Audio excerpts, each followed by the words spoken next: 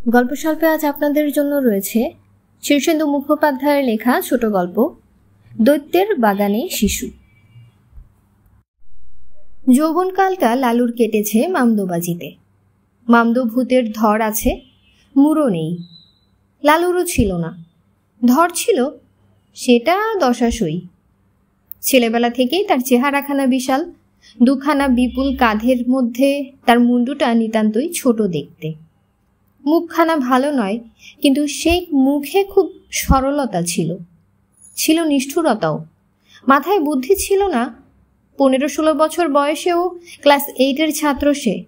তখন মদ খেতে শিখেছিল, খেলতো জুয়া। পাড়ার লোক সেই বয়সের লালুকে অল্প স্বল্প ভয় করতে শুরু করেছিল। বাজারের মধ্যে স্টোভ সারাইয়ের দোকান করত হিরেন। রাতে দোকানের ঝাঁপ ফেলে ভিতরে জুয়ার বোর্ড বসাতো। লালু ছিল সেই বোর্ডের মেম্বার। পাড়ার এবং এলাকার বিখ্যাত গুন্ডা ছিল ননি। ননির মাকে ছিল দেখার মতো। সে ট্যাক্সিওয়ালাদের লুট করত। পার্ক স্ট্রিট এসপ্লানেডের বিখ্যাত বার থেকে মাতালদের ভুলিয়ে ভালিয়ে নিয়ে যেত ময়দানে। পরনের অন্তর্বাস ছাড়া সব কেড়ে নিত। পকেটমারদের কাছ থেকে নিত কমিশন। ননি জীবনে টাকাটা খুব চিনেছিল। মাঝে মধ্যে সে হিরেনের দোকানের জুয়ার বোর্ডটা লুট করত। খুব টাকার দরকার হলেই এটা করত সে। হিরেনরা বরাবর ননি গুন্ডাকে দেখলেই বোর্ড ছেড়ে দিত। একদিন লালু থাকতে না পেরে বলল, রোজ রোজ বোর্ডটা ভেঙে দিয়ে যাও ননিদা। আমরা ঝুটঝামেলা কিছু করি না, কিন্তু কাজটা কি পুরুষের মতো হচ্ছে? ননি এক পলক তাকে দেখে বলল, শরীর বানিয়েছিস না রে শালা, কিন্তু তুই খারাপ হয়ে যাবি লালু। লালু ভয় খেয়ে বলল, কিন্তু আমরা তো তোমাকে কিছু বলি না কখনো। খেলাটা ভেঙে গেলে রোজ রোজ ভাল লাগে না। তাই ননি কেবল ঠান্ডা গলায় আবার বলল, তুই খারাপ হয়ে যাবি লালু, বিলা হয়ে যাবি। টাকা পয়সা তুলে নিয়ে ননি হাত বাড়িয়ে লালুর কাঁধের জামাটা ধরে বলল, আয়। ননি ডাকলে বেশিরভাগ লোকেই প্রতিরোধের কথা ভুলে সম্মোহিতের মতো তার সঙ্গে যায়। অত বড় শরীর নিয়ে লালুও তার অর্ধেক মাপের ননির সঙ্গে উঠল। বাজারের পেছন দিকে একটা চাতাল। মফস্বলের মেয়ে আর শিশুরা এখানে আনাজ নিয়ে বসে। রাতে জায়গাটা ভারী নির্জন, শুনশান। অদূরে একটা পশ্চিমাদের ঝোপড়া আছে, তাতে ঝাঁকা মুটে মজুরদের বাস, কিন্তু তারাও নির্জনতারই অংশবিশেষ। ননিকে দেখলে তারা পাথর হয়ে যায়। খুব জ্যোৎস্না সেদিন। সেই জ্যোৎস্নায় চাতালে এনে লালুকে দাঁড় করিয়ে ননি ঠান্ডা গলায় বলল, যদি বিশ্বাস থাকে তো ভগবানের নাম নে শুয়োরের বাচ্চা। এতক্ষণ পর্যন্ত সব ঠিকই ছিল। ননি বেড়াল ইঁদুরের খেলাটা ঠিকই খেলতে পারত। ভয়ে নেংটি ইঁদুরের মতোই কাঁপছিল লালু। কিন্তু ননি ভুল করল গালটা দিয়ে। লালুর বাপ নিরীহ মানুষ ছিলেন, কাজ করতেন সরকারি অফিসে, কেরানি, ছোটখাটো মানুষ। ছেলে বউয়ের উপর কোনো কর্তৃত্ব ছিল না। লালু যখন বড় হতে হতে বিশাল চেহারা বিশিষ্ট হয়ে উঠল, ছেলের বার দেখে তিনি খুবই চিন্তিত হয়ে পড়লেন। তার ছেলে এরকম বিরাট আকৃতির হয় কি করে তা তিনি খুব ভাবতেন। মাঝে মধ্যে স্ত্রীকে তার সন্দেহ হতো। তিনি বলতেন, এ ছেলে আমার না নিশ্চয়ই। লালুর মা ভারী অবাক হয়ে বলতেন, তবে কার? আমতা আমতা করে লালুর বাবা বলতেন, হাসপাতালে অদল বদল হয়নি তো? মনে হয় আমার বাচ্চা নিয়ে অন্য কেউ তার বিকট ছেলেটা পাচার করে গেছে। এরকম অলক্ষণের কথা শুনে লালুর মা ভীষণ চেঁচামেচি শুরু করতেন। পাড়ায় জানাজানি হতো, লোকে হাসত। পাড়ার বৌঝিরা তাদের দুপুরের কুটকাচালির আসরে লালুর মায়ের চরিত্র নিয়ে ঘোরতর সন্দেহ প্রকাশ করত। ওটুকু মানুষের ওরকম দানবের মতো ছেলে হয় কখনো? সেসব কথা লালুরও কানে আসতো। সে স্পষ্টই বুঝতে পারত যে তার বাপ তাকে একটুও পছন্দ করে না। উপরন্তু তার জন্ম এবং পিতৃপরিচয় বিষয়ে নানা লোকের নানা সন্দেহ। কিন্তু কেন যেন নিজের বাপ এবং মার প্রতি লালুর একটা পাগলাটে ভালোবাসা ছিল। সে তার রোগা খিটখিটে সন্দেহপ্রবণ বাপকে ভালোবাসত খুব। মাঝে মধ্যে বাবা অফিস থেকে ফিরলে সে গিয়ে সন্ধেবেলা তার দানবীয় হাতে বাপের গা হাত পা টিপে দিতে দিতে বলতো, আমি তোমার ভালো ছেলে না বাবা? বাপ সতর্ক হয়ে ক্ষীণ গলায় বলতো, আরো ভালো হ লালু, তোকে দেখে যা ভয় লাগে আমার। ভয় কি বাবা, আমি ঠিক আছি। লালুর বাবা ক্ষীণ গলায় বলতেন, অত জোরে দাবাস না, লাগে। চরিত্রটা একটু ঠিক রাখিস, বেড়ে উঠলেই হলো না, বাড়ির সঙ্গে আবার সংযম চাই। লালু সেসব বুঝতো না, তার শরীর সবসময় ছটফট করে, সে করবে কি? কাজেই সে বাবার কথায় আমল দিত না, কিন্তু লোকটাকে প্রাণ দিয়ে ভালোবাসত। কাজেই জ্যোৎস্না রাতে বাজারের পিছনে নির্জন চাতালে যখন তাকে মারবার আগে শুয়োরের বাচ্চা বলে গাল দিল, ননি তখনই একটা মারাত্মক ভুল করল। ওই গালাগালে হঠাৎ নিজের নিরীহ ছোটখাটো বাবার চেহারাটা লালুর মনে পড়ল। পলকে গরম হয়ে গেল গা, সরে গেল সমস্ত জড়তা। সে ঘুরে তার হোতকা হাতে বুলেটের মতো একখানা ঘুষি ঝাড়ল ননির মুখে। তৈরি থাকলে এসব ঘুষি ননি সহজেই এড়াতে পারে, কিন্তু লালু সম্পর্কে সতর্ক হওয়ার কোনো কারণ ছিল না। হোতকাটা ভয়ে কাঁপছে দেখে নিশ্চিন্ত মনে ননি একতরফা মারের জন্য তৈরি হচ্ছিল। আচমকা ঘুষিটা লাগলো সেই সময়ে। একটা কোলবালিশের মতো চাতালে পড়ে গেল ননি। বাপ তুলে গালাগাল, হ্যাঁ বাপ তুলে, বিড়বিড় করে বলতে বলতে লালু ননির লাশ টেনে তুলল এক হাতে, অন্য হাতে মোটর গাড়ির পিস্টনের মতো চালাতে লাগলো। কোক কোক করে কয়েকটা শব্দ করল ননি, তারপর চুপ হয়ে গেল। কিন্তু লালুর রাগ তখনও শেষ হয়নি। সে দু হাতে ননির গলা টিপে ধরে বলছে তখনও, আর বলবি, আর বলবি কখনো? লালু তখনও জানত না তার হাতের চাপে ননির গলার মেরুদণ্ডের দুটো হাড় ভেঙে গেছে, জিভ বেরিয়ে ঝুলছে এবং অনেকক্ষণ ননি শ্বাস নিচ্ছে না। বাজারের বন্ধ দোকানঘরের আড়াল আবডাল থেকে দৃশ্যটা দেখে হিরেন আর তার দলবল এসে জ্যান্ত লালু আর ননিকে আলাদা করল। হিরেনরা খুব খুশি, কিন্তু লালুর বিপদ বুঝে বলল, তুই পালা, বাড়িতে গিয়ে শুয়ে থাক, কোথাও বেরোসনি, আবডাল দিয়ে বাড়িতে ঢুকবি, পাড়ার লোকে যেন দেখতে না পায়। লালুর ভয় ঢুকলো আবার, নেংটি ইঁদুরের মতো পালালো সে। ঘরে শুয়ে শুনল পুলিশ ভ্যান আসছে যাচ্ছে। একটু রাতে বাজারের দিকটায় ননির দলবল হুজ্জত শুরু করলো। ঘরে শুয়ে কাঁপতে লাগলো লালু, কিন্তু ননি মরেই গেছে। কোনো ভয়ঙ্কর প্রতিশোধ নেওয়ার জন্য সে আর ফিরবে না। তার দলবলও খুব একটা ছিল না। 2-4 দিন হামলা হলো, খোঁজাখুঁজিও হলো, কিন্তু লালুর গায়ে হাত পড়ল না। বাজারের হিরেন আর তার দলবল লালুকে আড়াল দিল কিছুটা। জুয়ার বোর্ডটা নিরাপদ করেছে লালু, কাজেই তার জন্য কিছু করতেই হয়। লালু আবার রাস্তায় বেরোয়, হিরেনের আড্ডায় গিয়ে বসে, চোলাই খায়। তখন তার 20 বছর বয়স। পটাকে দেখে এখন আর বুঝবার উপায়ও নেই যে সে এক সময়ে কে বা কি ছিল, কিন্তু লোকে তখনও বলে পটা মাস্তানের মতো এমন ওস্তাদ আর হয় না। কিন্তু কোনো এক লীলা রানীর কাছে ঘা খেয়ে পটা সব ছেড়ে সন্ন্যাসী হয়ে যায় কিছুদিন। লাইনের ওপারে ছোট কালী মন্দির বানিয়ে রক্তবর্ণ পোশাক পরে পটা কিছুদিন খুব সাধন ভজন করে, সামাজিক দুষ্কর্ম সবই ছেড়ে দেয়। পটার দাপটে যারা ম্লান হয়েছিল এতদিন, এই ফাঁকে তারা উন্নতি করে ফেলল। পটা কালী সাধনা করতে করতে আর চোখে দেখল সবই। কালীর মুখের ওপর লীলা রানীর মুখটা মাঝে মাঝে ফুটে ওঠে। পটা দীর্ঘশ্বাস ছেড়ে চুপ করে থাকে। মনটা খুব ছটফট করলে মাঠ থেকে যার তার পাঠা ধরে এনে বলি দেয়। এরকমভাবেই জীবনটা কাটিয়ে দিচ্ছিল পটা।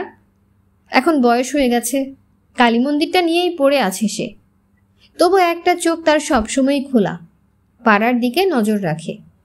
কোন মাস্তান উঠছে, কেই বা পড়তির দিকে, এটা তার অভ্যাস, ছাড়তে পারে না। ননি মরে গেলে সে একদিন লাইন পেরিয়ে পাড়ায় ঢুকলো।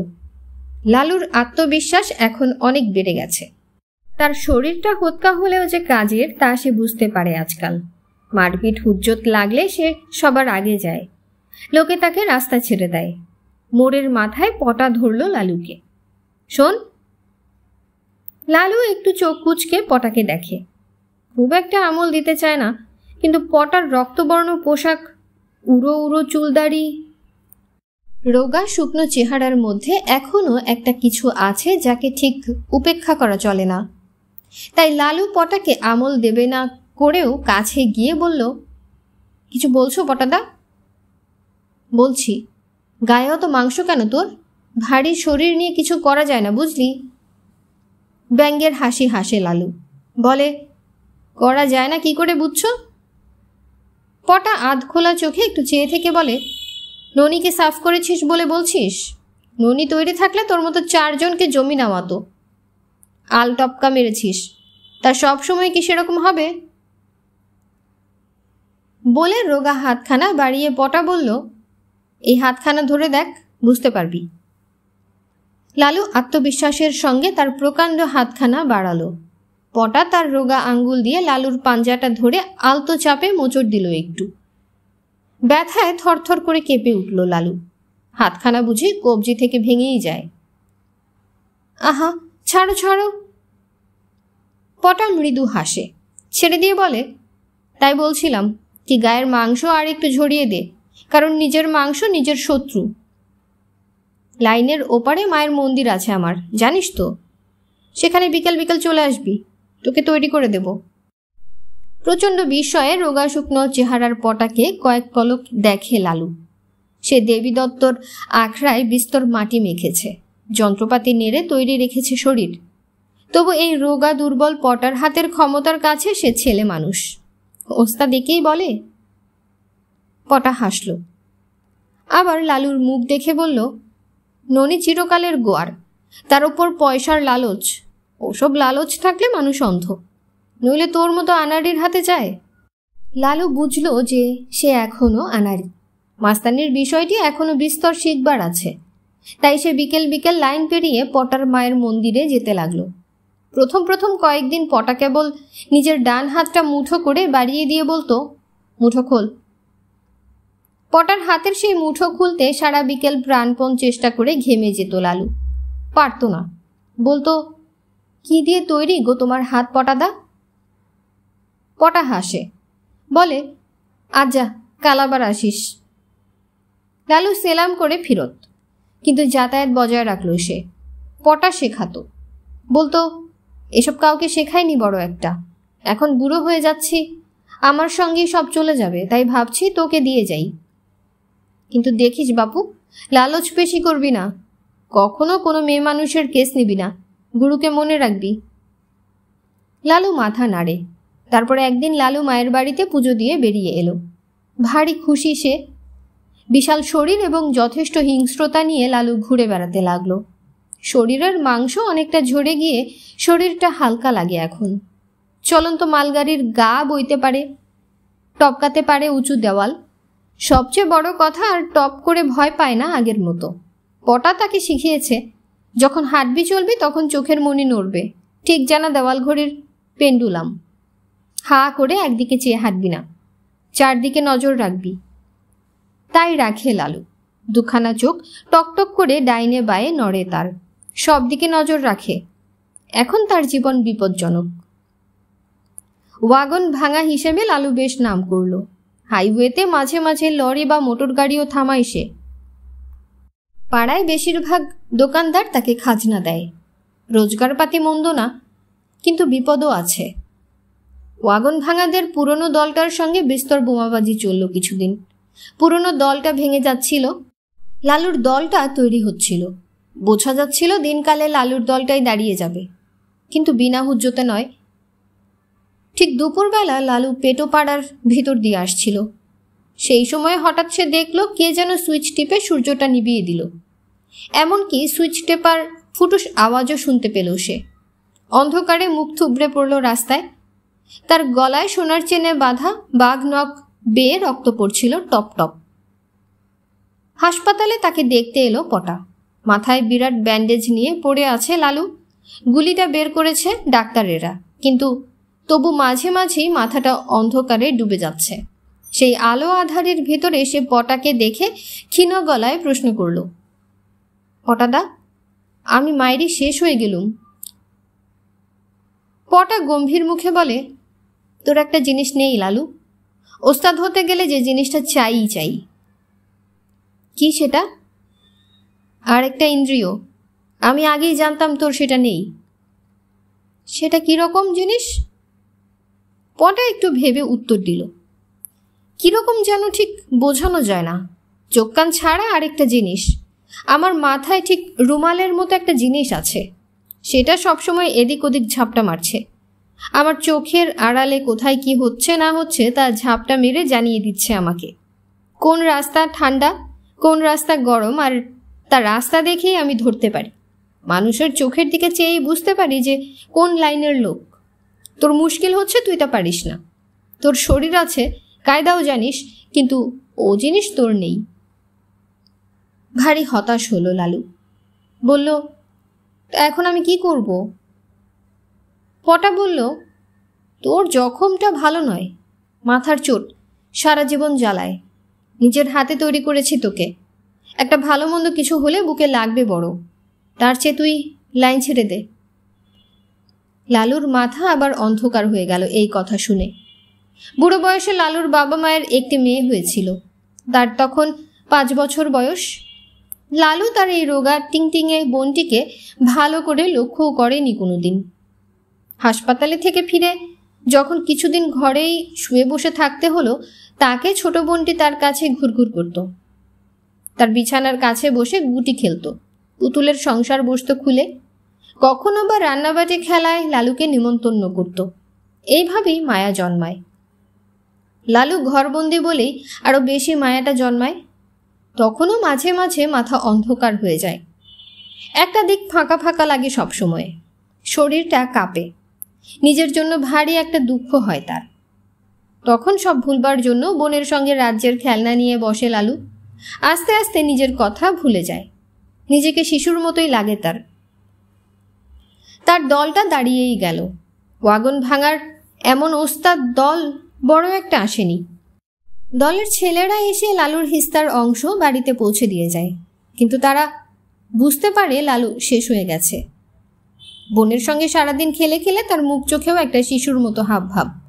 তারা বুঝতে পারে লালু আর লাইনে নামতে পারবে না, সেটা লালুও বুঝে একদিন সে তার হিস্তার টাকা ফিরিয়ে দিয়ে বলল, আমি বসে গেছি রে, ও টাকা ছুঁতে আমার লজ্জা করে, তোরা ভাগযোগ করে নে। তারা খুব একটা আপত্তি করল না, টাকা ফেরত নিল। লালু একটা শ্বাস ফেলে বোনের সঙ্গে খেলায় ডুবে গেল আবার। সে এখন এক পায়ে লাফিয়ে এক্কা দোক্কা খেলতে পারে, হাত চিত উপর করে গুটি খেলতে পারে, পুতুলকে পরাতে পারে কাপড়। কিন্তু সেই সঙ্গে রোজগারও বন্ধ। সরকারি অফিসের টাকায় বাবা সংসার চালিয়ে নিচ্ছিল কোনো রকম, কিন্তু রিটায়ারমেন্টের সময় এসে গেল। লালুকে এখন আর তেমন ভয় করে না কেউ, বাবাও না। একদিন বাবা ডেকে বলল, লালু, তোমার মতিগতি ভালো হয়েছে, খুব সুখের ব্যাপার, কিন্তু রোজগার পাতির বুদ্ধি কই? শুধু ভালো মানুষইতে চলবে না। লালু বুঝল, কিন্তু সে লেখাপড়া শেখেনি। পটা ওস্তাদের কাছে যা সে শিখেছে তার কাজে লাগাবার মতো ক্ষমতা তার নেই। তবু সে বোনের সঙ্গে খেলা ছেড়ে একটু আধটু বেরোতে লাগলো।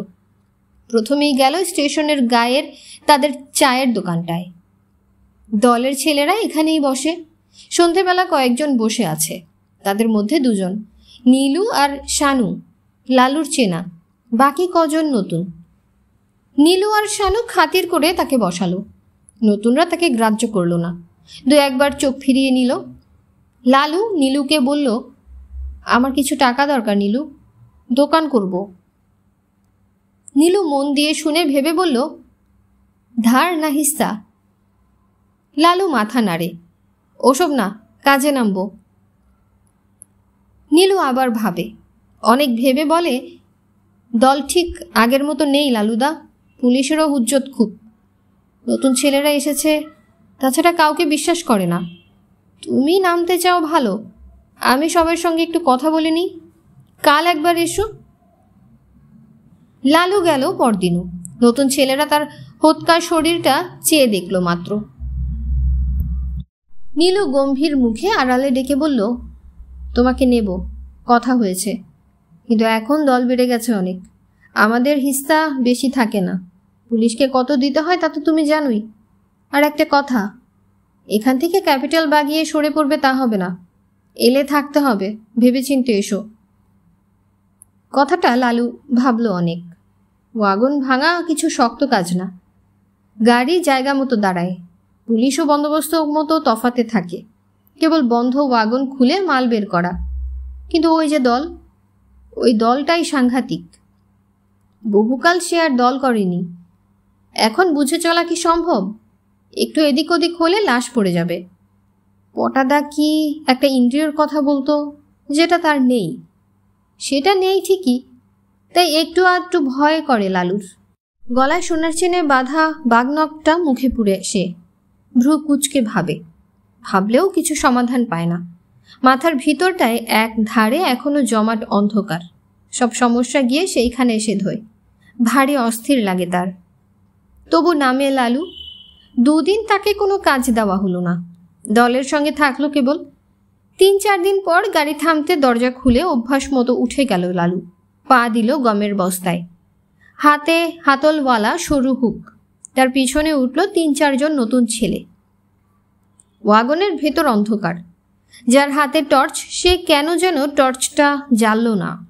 অন্ধকারেই বিপুল একটা বস্তা টেনে তুলল লালু। পাকশাট মেরে দরজার কাছে ফেলল। নিচে থেকে কারো বস্তাটা ধরার কথা, কিন্তু লালু বস্তাটা ঝুলিয়ে ধরে রইল। নিচু থেকে কেউ তা ধরল না। কিছু বুঝবার আগেই ওয়াগনের ভেতরের অন্ধকার থেকে হুকের সরু একটা অংশ কে যেন সজোরে বসালো তার কাঁধে। ব্যথায় চেঁচিয়ে উঠল সে। হাতের বস্তাটা পড়ল প্রথমে, তার উপর পড়ল সে। পিছন থেকে একটা লাথি খেয়ে টাল সামলাতে না পেরে ভারী শরীর তার উঁচু ওয়াগন থেকে পড়ে বুদ্ধিভ্রংশ হয়ে সে কাঁধ চেপে বোকার মতো চেয়ে রইল কেবল। টলটলের রক্তে ভেসে যাচ্ছিল তার হাত।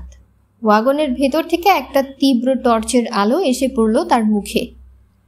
একটা গলার স্বর বলল, আমরা নতুন লোক পছন্দ করি না লালু, কেটে পড়ো। লালু সেই টর্চের আলোর দিকে চেয়ে বলল, কিন্তু নীলু যে বলছিল। নীলুও যাবে, তুমি পুরনো লোক, দলটা তোমার হাতেই তৈরি, আমরা জানি, তাই তোমাকে জানে মারলাম না। পুরনো লোক আমরা পছন্দ করি না, কেটে পড়ো। লালু তার অন্ধকার মাথা দিয়েও ব্যাপারটা বুঝল। উঠে দাঁড়িয়ে বলল, কিন্তু আমার হিস্সা? যে গমের বস্তাটা নামিয়েছ ওটা নিয়ে যাও। বস্তাটা অবশ্য নিল না লালু, কিন্তু ঘরে ফিরে গেল। আস্তে আস্তে ইয়ার্ড পার হলো। টপকালো রেলের লোহার বেড়া। অন্ধকারে গা ঢাকা দিয়ে ফিরে এলো বাড়িতে। পরদিন আবার শিশুর মতো মুখ নিয়ে ঘুম থেকে উঠল সে। খেলতে শুরু করলো ছোট বোনের সঙ্গে। 7 বাদে খবর পেল রেলে কাটা পড়ে নীলু মারা গেছে। শুনে একটু শিউরে উঠল সে। ছোট বোন মিলু পাড়ার রাজ্যের ছেলে মেয়ে জুটিয়ে আনে, তাদের নিয়ে সারাদিন খেলে লালু। নীলু মারা যাওয়ার খবর পেয়ে সে সেই দিন তাদের নিয়ে বাড়ির উঠোনের করবি গাছের নিচে বনভোজন করল। বাচ্চাদের হুল্লোড়ে ডুবে রইল সারাদিন। কিন্তু এভাবে চলে না। দত্তদের গাড়িটা গত বছর বেচে দিয়েছে, গ্যারেজটা খালি পড়ে আছে। লালুর খুব ইচ্ছে ওখানে একটা দোকান দেয়, মনোহারি দোকান। সামান্য কিছু থোক টাকা হলে চলে যায়। সে বাবার কাছে টাকাটা চাইল প্রথমে। বাবা অবাক হয়ে বললেন, আমার প্রভিডেন্ট ফান্ডের টাকা ভাঙবো? তোমার কি মাথা খারাপ? বুড়ো বয়সে আমাদের খাওয়াবে কে? তার উপর তোমার বোনেরও বিয়ের জন্য কিছু রাখতে হবে। কেরানির প্রভিডেন্ট ফান্ড তো বাপু রিজার্ভ ব্যাংক নয়, সামান্য 10-15 হাজার টাকা। লালু বুঝল বাবাকে সে এখনো ভালোবাসে। যাদের সে ভালোবাসে তাদের বিপন্ন মুখ দেখতে তার ভালো লাগে না। একদিন সন্ধে পেরিয়ে শানু এসে হাজির। চুপি চুপি ডেকে নিয়ে বলল, লালুদা, কি করি বলো তো? কেন, কি হয়েছে? শোনোনি নীলু সাফ হয়েছে? শুনেছি। নতুন ছেলেরা আমাদের আর চাইছে না। নীলুকে রড মেরে লাইনে ফেলে রেখে সরেছে। আমি পালিয়ে আছি। লালু একটু ভাবল, বলল, শানু আয়, তোতে আমাদের একটা মনোহারি দোকান দিই। শানু হাসল। 3 পয়সায় মাল কিনে 5 পয়সায় বেচে 2 পয়সা লাভ। দূর, ওসব কি আমাদের পোষায়? অন্য কিছু বলো। লালু কি বলবে ভেবে পেল না, কিন্তু সে দেখতে পাচ্ছিল শানুর মাথার চুলে পাক ধরেছে। জুলপি বেশ সাদা। যখন দাঁড়ায় তখন একটু কুঁজো দেখায় ওকে। শানুর বয়স বেশি, লালুর চেয়ে অনেক বড়। লালু ওস্তাদ ছিল বলে তাকে দাদা বলে ডাকে। লালু মাথা নেড়ে বলল, লাইন আমার নয়, কিছু টাকা পেলে আমি দোকান দেব। শানু বলে, টাকা পাচ্ছ কোথায়? এই প্রশ্নটার উত্তর সহজে দিতে পারে না লালু, ভাবে। শানু বলে, তুমি এখন ওস্তাদ আছো, চলো কিছু ক্যাপিটাল জোগাড় করি, পেলে আমিও ব্যবসাতে নামবো, অর্ডার সাপ্লাইয়ের। বলতে বলতে শানু তার কোমর থেকে একটা রিভলভার বের করে দেখিয়ে একটু চোখ টিপল। রিভলভার বিস্তর দেখেছে লালু, নেড়েছেও অনেক, তবু এখন দেখে তার বুক কেঁপে উঠল। বলল, রেখে দে, মিলুটা দেখলে ভয় পাবে। চোখের পলকে যন্ত্রটা লুকিয়ে শানু বলল, একটা কি দুটো কেস করব, তার বেশি না, বিশ্বাস করো, ক্যাপিটাল হলেই কেটে পড়ব। একটা শ্বাস ফেলে লালু বলল, তাই চল তবে। নাগরমল ওয়াগন ভাঙিয়েদের পুরনো খদ্দের। তার গদিতে রাত বিরেতে মাল পৌঁছায়। সকাল হতে না হতে বড় বাজারে তার পাইকারি আড়তে মাল চলে আসে। নগদ কারবার, স্টেশনের কাছাকাছি, তাই তার একটা গদি আছে। সারাদিন ফাঁকা গদিতে একটা বাচ্চা ছেলে বসে মাছি তাড়ায়। ব্যবসা শুরু হয় রাতে, অনেক রাত পর্যন্ত গদিতে আলো জ্বলে। ভিতরে নড়াচড়া করে লোকজন, বাইরে অন্ধকারে বাতি নিভিয়ে দাঁড়িয়ে থাকে দু তিনটে লরি। ওয়াগন ভাঙিয়েদের দলে আছে বলে নাগরমলের তেমন ভয়ডর নেই। বাধা রেটের ব্যবসা, টাকা পয়সা নিয়েও বড় একটা গোলমাল হয় না।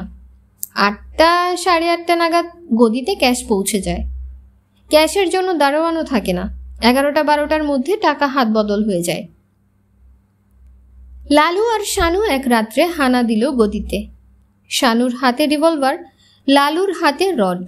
দুজনেই মুখে কালি মেখেছে, রুমালে বেঁধেছে মুখ। এতকাল পরে এইসব হুজ্জত করতে লালুর খুব ভয় করছিল বলে একটা দেশি মদের পাইট ভেঙে খেয়েছে দুজন। নাগরমল একদম তৈরি ছিল না। লরির ড্রাইভাররা এ সময়টা কাছে পিঠে থাকে না, লরি ভিড়িয়ে মাল টানতে খাল ধারে যায়। গদিতে নাগরমল নিজে আর দুজন নিরীহ কর্মচারী। এ সময় ঝাঁপ ঠেলে দুজন ঢুকল। নাগরমল দৃশ্য দেখে হাঁ করে রইল। রিভলভারটা নেড়ে শানু ক্যাশ বাক্সটা দেখালো, শুধু মুখে কিছু বলল না। নাগরমল হাঁ করে বাতাস গিলে ফেলল। তারপর লালু বুকের সোনার চেন বাঁধা বাঘনখটা দেখল সে। লালুর বিশাল চেহারাটার সঙ্গে বাঘনখটা মিলিয়ে দেখতেই কয়েক বছর আগেকার লালুকে মনে পড়ে গেল তার। বলল, আরে রাম রাম লালুবাবু, কি খবর? এসব কি হচ্ছে, যাত্রা পার্টি নাকি? লালুর বুকটা বড় চমকে ওঠে। চিনে ফেলেছে নাগরমল। এখন আর উপায় কি? হয় এখন 3টে লাশ ফেলে যেতে হয়, নইলে নাগরমলের সঙ্গে একটা বন্দোবস্তে আসা যায়। এক সময় নাগরমলকে লক্ষ টাকার মাল দিয়েছে লালু, সেটা নাগরমল ভোলেনি। বলল, কিছু ক্যাশ করে দরকার থাকে বলুন না, আপনার সঙ্গে তো অনেক বিজনেস করেছি, এসব ছিনতাই কি ভালো লালুবাবু? আপনার নামে পাড়া কাঁপতো এক সময়ে। 3টে লাশ ফেলার জন্য ট্রিগারে হাত রেখেছিল শানু, কিন্তু বয়সকালে নানা চিন্তা ভাবনা এসে যায়, বেপরোয়া হওয়া যায় না কিছুতেই। তারা দুজনেই ঘর পোড়া গরু। লালু হতাশ হয়ে বলল, কিছু ছাড়ো নাগরমল, ব্যবসা করব। কত? 2000 করে দুজন।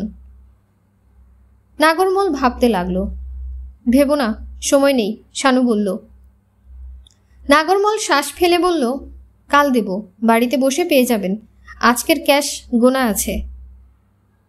না দিলে কিন্তু। নাগরমল হাসে, আপনার সঙ্গে বেইমানি? আমার প্রাণের ভয় নেই।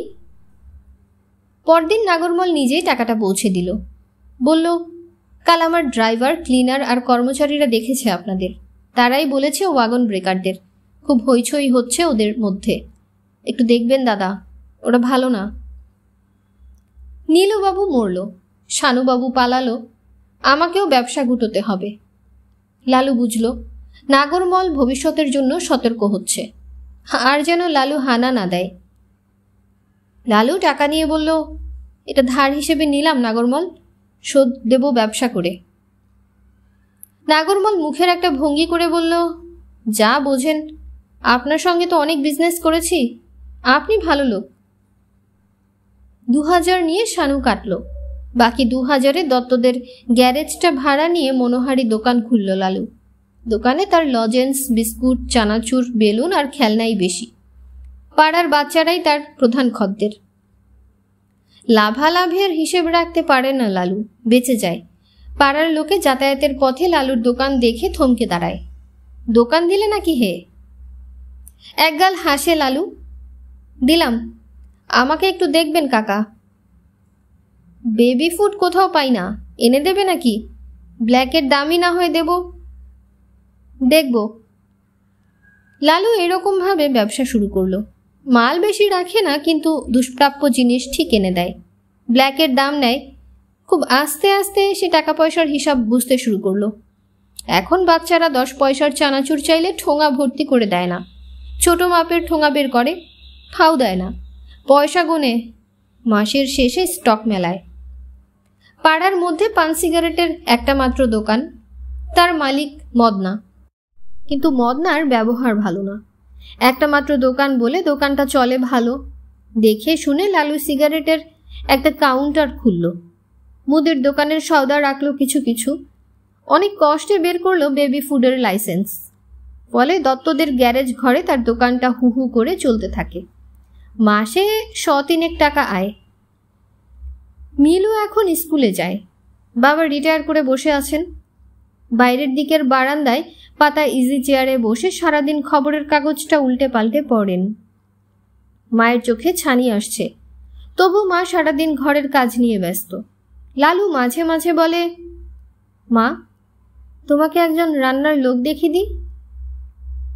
মা হাসে, বলে, রান্নার জন্যে পাকা লোক চাই, স্বঘর, ভিন্ন গোত্রের একটা মেয়ে এনে দে দেখি।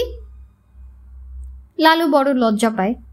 গলার বাগনখটা মুখে পুরে ভাবে। পাড়ার গিন্নিবান্নিরা আগে লালুর দোকানে আসতো না। তারা সভয়ে বলতো, বাব্বা, লালু গুন্ডার দোকান, ওখানে মেয়ে মানুষ যায় কখনো? কিন্তু ধীরে ধীরে তাদের মত পাল্টায়। এখন পাড়ার বৌঝিরা আসে প্রৌঢ়ারা। লালু সবাইকে দিদি, মা, মাসি বলে ডেকে খুব খাতির করে। সবচেয়ে বেশি ঝামেলা চাটুজ্জে খুড়িকে নিয়ে। লালুকে তার আফিং এনে দিতে হয়। আফিং নিতে এসে চাটুজ্জে খুড়ি পাড়া জানান দিয়ে চেঁচামেচি শুরু করে। বিয়ে করছিস না কেন? তোর বাপ দাদা বিয়ে করেছে, সংসার শুদ্ধ লোক করছে, তুই করবি না কেন? 30 বছর বয়স হলো না তোর? এরপর কি পাকা চুলে টোপর পড়বি? বিয়ে না করলে বুড়ো বয়সে পাগলামিতে ধরে, জানিস না? বিয়ে করবো খুড়িমা, সময় পাচ্ছি কোথায়, একটু স্থিত হয়ে নেই। হ্যাঁ, ঢেউ সরে গেলে ডুব দিবি। বয়সকালটা মামদোবাজিতে কাটালি, এখন বুদ্ধি শুদ্ধি একটু হয়েছে, এইবারে কোথায় পাকাপাকি বন্দোবস্ত করে বসবি তা নয়, কেবল উড়বার মতলব। বউ না থাকলে আবার মামদোদের খপ্পরে পড়বি কবে? ভারী বিব্রত হয়ে সে তাড়াতাড়ি বলে, করবো শিগগিরই, করে ফেলবো বিয়ে। আর কটা বছর, মিলুটার একটা বিয়ে দিইনি। ও মা, ও তো গুয়ের গ্যাংলা মেয়ে, ওর বিয়ে হতে হতে তোর বয়স বসে থাকবে। পুলি পিঠার ন্যাজ বেরোবার আশায় বসে থাকো তবে। কিন্তু সময় বাস্তবিক বসে থাকে না। মিলু স্কুল ডিঙিয়ে কলেজে ঢুকলো। দেখতে না দেখতে ধা করে বড় হয়ে গেল। চোখে চশমা, শাড়ি পরা মিলু দোকানের সামনে দিয়ে কলেজে যায়। বিক্রি পাটার ব্যস্ততার মধ্যেও চোখ তুলে লালু এক এক সময় দেখে মিলুকে। তার বুক ভরে যায়। ভাগ্য ভালো যে ভাই বোনের চেহারায় মিল নেই। কালো হোতকা লালুর বোনটা ফর্সা আর ছিপছিপে হয়েছে। চেহারায় অমিল, কিন্তু বড় ভাব দুজনে। দাদার ওই বিশাল শরীরটা যে খাটাখাটনিতে রোগা হয়ে যাচ্ছে তা একমাত্র মিলুই লক্ষ্য করে। গম্ভীর মুখে শাসন করে দাদাকে। লালু ভাবে, এইবার মিলুর একটা বিয়ে দিতে হবে। 5 বছর পর এখন একা ঘরে লালুর বাস। শরীরটা তেমনই আছে তার, কেবল পেটে চর্বি জমেছে একটু, মাথার চুল কয়েকটা পেকেছে। 36-এ পা দিল সে। চোখে চশমা মিলুর বিয়ের পরপরই। প্রথমে বাবা গেল এক সকালে। সামনের বারান্দায় বসে ইজি চেয়ারে খবরের কাগজ মুখে ঘুমিয়ে পড়েছিল, আর উঠল না। 2 বছর পর মা। ফাঁকা ঘরে একা থাকে লালু। ভালো লাগে না, দিন কেটে যায়। লালু এখন পাড়ার ভালো লোক। লোকে বাকিতে জিনিস পায়, প্রশংসা করে। দোকানটা বিলেত বাকি পড়ে ঝাঁঝরা হয়ে আছে। লালুর তাতে কিছু আসে যায় না, সে একা চলে যাবে। বিকেলের ডাকে মিলুর একটা চিঠি পেল লালু। তাতে লেখা, একবার এসো, খুব জরুরি দরকার। বুকটা কেঁপে উঠল। মিলু বিয়েটা ভালো করেনি, নিজের পছন্দ মতো বর বেছেছিল। ছেলেটা চোখা চালু, কিন্তু মিলুর সঙ্গে মানায় না। গোত্র কিংবা ঘর ঠিকই ছিল, তবু ছেলেটা বড় বেশি চালু। বহু মেয়েকে বাদর নাচে নাচিয়েছে, বিলাসকে তাই পছন্দ হয় না লালুর। কিন্তু মিলুর বর বলে সমীহ করে চলে, সব সময় তার বুকের ভিতর খাঁ খাঁ করে। মিলুকে নিয়ে থাকবে তো বিলাস, অন্যদিকে ঝুঁকবে না তো? দোকানের সামনে একটা টুল পেতে শানু বসে থাকে আজকাল। 50 প্রায় ছুল সে। তার অর্ডার সাপ্লাইয়ের ব্যবসাটা জমেনি, জোড়া তাড়া দিয়ে চালিয়ে নিচ্ছে। বয়সের জন্য নয়, চিন্তার ভারী পুজো হয়ে গেছে একটু। বয়সের তুলনায় বেশ বুড়ো দেখায়। লালুর সঙ্গে দুরন্ত যৌবনকালের নানা গল্প করে, মাঝে মাঝে বলে, এসব ঝিমানো ব্যবসা কি আমাদের লাইন? চল লালুদা, আর একবার হুজ্জত বাঁধাই, লুটোপুটি আনি, শেষ জীবনটা সুখে কাটিয়ে দিই চলো। আমাদের আমলে এমন সোনার দিন আর আসেনি। লালু হাসে, চুপ করে থাকে। চিঠি যেদিন পেল সেদিনও শানু বসে আছে বাইরের টুলে। চিঠিটা ভাঁজ করে বুক পকেটে রেখে লালু উঠল। শানুকে বলল, দোকানটা একটু দেখিস শানু, আমি ঘুরে আসছি। চললে কোথায়? মিলুটা চিঠি দিয়েছে, কি আবার গোলমাল ওদের। শানু উদাস গলায় বলে, ওসব ছেড়ে দাও লালুদা, যে যার মতো চলুক, সংসারের কোনো জ্ঞানই তো তোমার নেই। তা ঠিক, কিন্তু শানু ছাড়া পৃথিবীতে আমার একটা আপনজন। শানু ভাবে, ভেবে বলে, সেটা সত্যি, ঠিক আছে, যাও। বাইরের ঘরে উদাস শুকনো মুখে মিলু বসে আছে। তার হাঁটুর কাছে 2 বছরের বাচ্চা মেয়ে জুলেখা। লালুকে দেখে হরিণীর মতো সচকিত তাকালো মিলু। কি হয়েছে মিলু? মিলু ঠোঁটে আঙুল ছুঁয়ে সতর্ক করে দিল, ইঙ্গিতে শোয়ার ঘর দেখিয়ে বলল, ও আছে। হাত ধরে বারান্দায় নিয়ে এলো লালুকে। পায়ে পায়ে ঘুরছে ছোট্ট জুলেখা। তাকে কোলে নিয়ে গায়ের শিশু গন্ধ বুক ভরে নেয় লালু। তার শৈশব ফিরে আসতে থাকে। কি হয়েছে? সেই একই ব্যাপার, আমাকে ওর পছন্দ নয়। পরশু রাতে মেরেছে। মেরেছে? হ্যাঁ, এই প্রথম, কিন্তু এখন মারটা চলবে, হাত এসে গেছে। রাগে বোবা হয়ে গেল লালু। কষ্টে বলল, মিলু তোকে কেউ কখনো মারেনি। মিলুর ঠোঁট কাঁপতে থাকে, চোখ ভরে জল আসে। খুব লেগেছিল? মিলু মাথা নাড়ে, লেগেছিল। ও কি চায়? কি জানি বলে মিলু কাঁদতে থাকে। ও তোকে চায় না? না। তবে আমার কাছে চল মিলু, বেশ থাকবো ভাই বোনে। না। মাথা নাড়ে মিলু। তবে কি করবি? সেজন্যই তো তোমাকে ডেকেছি। কি করব বলো? লালু একটা শ্বাস ছাড়ে, বলে, ওর সঙ্গে একটু কথা বলি। জুলেখাকে নামিয়ে দিয়ে লালু ঘরে আসে। বিলাস বিছানায় শুয়ে আছে, ভারী ক্লান্ত আর রোগা দেখাচ্ছে তাকে, বিমর্ষ মুখ। বিলাস? কি হয়েছে? বিলাস চোখ চায়, আস্তে করে বলে, ওকে জিজ্ঞাসা করুন। করেছি। তুমি ওকে মেরেছ? কেন? বিলাস ঠোঁট উল্টে বলে, ইচ্ছে। কেন মারবে? ওকে কেউ কখনো মারেনি। আমি মেরেছি, আমার ইচ্ছে, কার বাবার কি? লালু ধমকায়, সমস্ত শরীর থরথর করে কাঁপে। তার মানে? বিলাস উঠে বসে, একটা সিগারেট ধরায়, তারপর আস্তে আস্তে বলে, শোধ নেবেন? নিন না, কিন্তু বলে রাখছি, ও আবার মার খাবে। না, খাবে না। খাবে, কোনো শুয়োরের বাচ্চা ঠেকাতে পারবে না। পলকে সব ভুল হয়ে যায়। 36 বছর বয়স, চোখের চশমা, সব ভুল হয়ে যায়।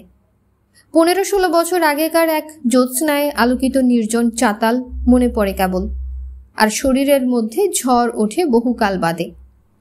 প্রকাণ্ড হাতখানা বাড়িয়ে বিলাসকে শূন্যে তুলে নেয় লালু। অন্য হাত আঘাতের জন্য উদ্যত। মিলু ছুটে আসে, চিৎকার করে বলে, দাদা মেরো না, মরে যাবে। হকচকিয়ে যায় লালু। ঠিক তো, এইভাবেই একদিন ননি গিয়েছিল তার হাতে। তারপরও পটা ওস্তাদের কাছে শেখা মার। কাজটা ঠিক হবে না। শিশুর মতো দুহাত ধরে বিলাসকে আবার মেঝের উপর ছেড়ে দেয় লালু। কিন্তু বিলাস ছাড়ে না। পয়সা জমানোর একটা মাটির ঘট রাখা আছে তাকে। বিলাস প্রথমে পাগলের মতো সেইটে ছুঁড়ে মারে। ভারী ঘটটা মাথায় লেগে চৌচির হয়ে ভেঙে যায়। লালুর সমস্ত শরীর বেয়ে পয়সার ধারা নেমে ঘরময় ছড়াতে থাকে। ক্ষীণ একটা রক্তের ধারা সেই সঙ্গে। বিলাস ছুঁড়ে মারে জুলেখার খেলনা, কালির দোয়াত, পেপার ওয়েট, কিন্তু তাতে খুশি হয় না। 2 হাতে ঘুষি মারে লালুর মুখে, পেটে মারে লাথি। বিলাসের বাবার একটা ভারী বাঁধানো ফটোগ্রাফ ছিল দেওয়ালে। রাগে পাগল হয়ে সেইটে টেনে আনে সে। কানা দিয়ে উপর্যুপুরি মারতে থাকে মাথায়, মুখে। কাঁচ ভেঙে ঢুকে যায় লালুর মুখের চামড়ায়। লালু ধীরে ধীরে মেঝেতে বসে, তারপর দেওয়ালে হেলান দিয়ে চোখ বুজে। একটাও মার ঠেকাবার চেষ্টা করে না। জুলেখা চিৎকার করে কাঁদতে থাকে। মিলু চিৎকার করে দুজনের মাঝখানে এসে পড়ে। বিলাস তাকে হাতের ঝাপটায় সরিয়ে দিয়ে পাগলের মতো আবার আক্রমণ করে লালুকে। তারপর এক সময় সে থামে, চারিদিকে চেয়ে দেখে। তার চোখে আতঙ্ক দেখা যায়। সে লালুর রক্তাভ বিভৎস নিস্পন্দ দেহখানা দেখে। হঠাৎ সংবিত ফিরে পেয়ে কেঁপে ওঠে। দৌড়ে আলনা থেকে প্যান্ট টেনে নিয়ে পড়ে, গায়ে শার্ট চাপায়। খুব তাড়াতাড়ি ঘর ছেড়ে বেরিয়ে পড়ে সে। সদর দরজার কাছে গিয়ে হঠাৎ থমকে দাঁড়িয়ে ভিতরের ঘরের দিকে চেয়ে বলে, মিলু, মিলু, আমাকে ক্ষমা করো, লক্ষ্মী সোনা আমার।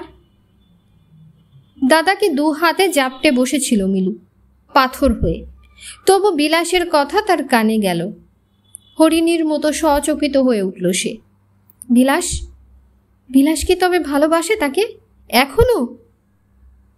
চকিতে বিদ্যুৎ স্পর্শে উঠে দাঁড়ায় সে, ছুটে আসে দরজায়। বিলাস সিঁড়ি দিয়ে দ্রুত নেমে যাচ্ছে, পালাচ্ছে। শোনো, শোনো, ডাকে মিলু। বিলাস তার ভয়ার্ত সুন্দর মুখখানা ঘুরিয়ে থমকে দাঁড়ায়। দরজার চৌকাঠে হাত রেখে মিলু কাঁপতে থাকে, কাঁদে। অস্ফুট গলায় বলে, তুমি কি এখনো আমাকে ভালোবাসো? বিলাস 2 ধাপ সিঁড়ি উঠে আসে, বলে, বাসি মিলু, চিরকাল বেসেছি, তুমি বোঝো না? মিলু আস্তে করে বলে, তোমার ভয় নেই, দাদা মরেনি, তুমি তাড়াতাড়ি ফিরো। বিলাস অবিশ্বাসের চোখে খানিকক্ষণ চেয়ে থাকে, তারপর মাথা নাড়ে। ধীরে ধীরে সিঁড়ি ভেঙে নেমে যায়।